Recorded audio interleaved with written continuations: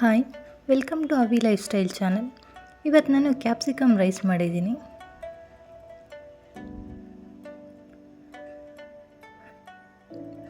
ಅದು ಹೇಗೆ ಮಾಡೋದು ಅಂತ ನೋಡೋಣ ಬನ್ನಿ. ಮೊದಲಿಗೆ ಇಲ್ಲಿ 2 ಕ್ಯಾಪ್ಸಿಕಮ್ ತೊಗೊಂಡಿದ್ದೀನಿ. ಅದನ್ನ ಚಿಕ್ಕದಾಗಿ ಕಟ್ ಮಾಡಿ ಇಟ್ಕೊಂಡಿದ್ದೀನಿ. 1 ಟೊಮೊಟೊ ಕಟ್ ಮಾಡಿ ಇಟ್ಕೊಂಡಿದ್ದೀನಿ. ಮತ್ತು ಇಲ್ಲಿ 2 ಈರುಳ್ಳಿನ ಚಿಕ್ಕದಾಗಿ ಕಟ್ ಮಾಡಿ ಇಟ್ಕೊಂಡಿದ್ದೀನಿ.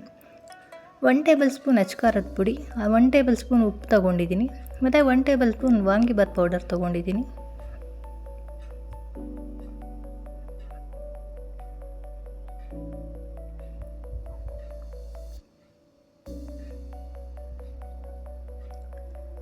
ಇಲ್ಲಿ ಒಂದು ಬಾಣಲಿ ತೊಗೊಂಡಿದ್ದೀನಿ. 2 ರಿಂದ 3 ಟೇಬಲ್ ಸ್ಪೂನ್ ಕಡಲೆ ಎಣ್ಣೆ ತೊಗೊಂಡಿದ್ದೀನಿ.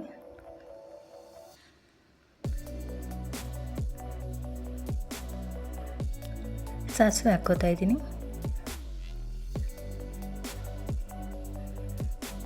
ಕರಿಬೇವು ಮತ್ತು ಕಟ್ ಮಾಡಿ ಇಟ್ಕೊಂಡಿರೋಂಥ ಈರುಳ್ಳಿ ಹಾಕ್ಕೊತಾ ಇದ್ದೀನಿ.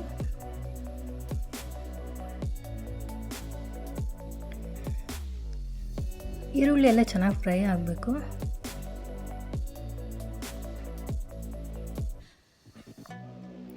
ಈಗ ಕಟ್ ಮಾಡಿ ಇಟ್ಕೊಂಡಿರೋಂಥ ಟೊಮೊಟೊ ಹಾಕ್ಕೋತಾ ಇದ್ದೀನಿ.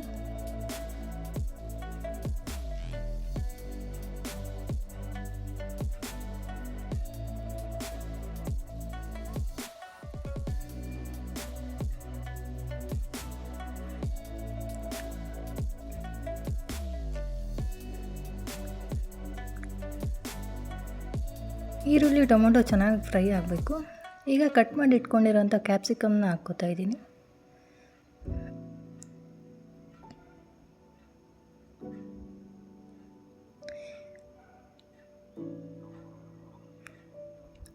ಎಣ್ಣೆಯಲ್ಲಿ ಚೆನ್ನಾಗಿ ಫ್ರೈ ಮಾಡ್ಕೊಬೇಕು.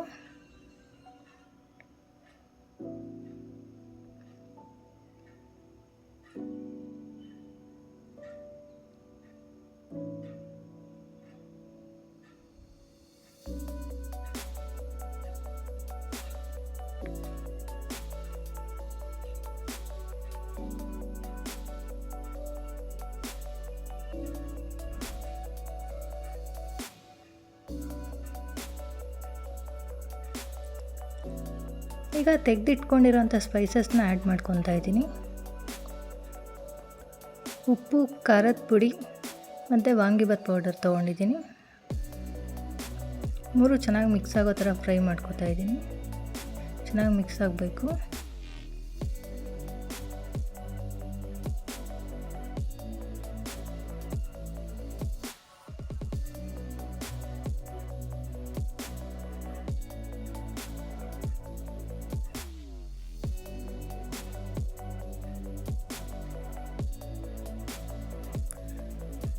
ಸ್ವಲ್ಪ ನೀರು ಹಾಕ್ಕೋತಾ ಇದ್ದೀನಿ. ನೀರು ಹಾಕ್ಕೊಂಡು ಚೆನ್ನಾಗಿ ಮಿಕ್ಸ್ ಮಾಡ್ಕೊಬೇಕು.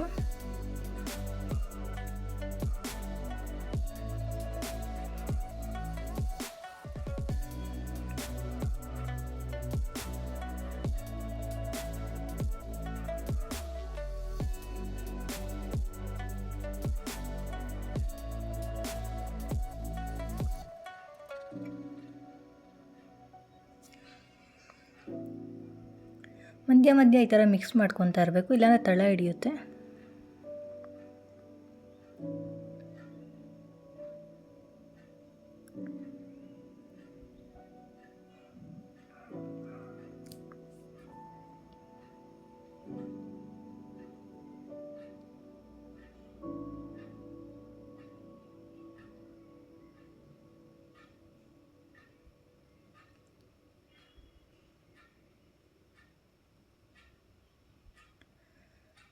ಈ ಥರ ಸೈಡಲ್ಲೆಲ್ಲ ಎಣ್ಣೆ ಬಿಟ್ಕೊಬೇಕು.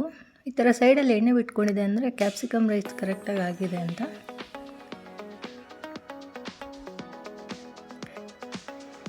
ಟೇಸ್ಟ್ ಅಂತೂ ತುಂಬ ಚೆನ್ನಾಗಿರುತ್ತೆ.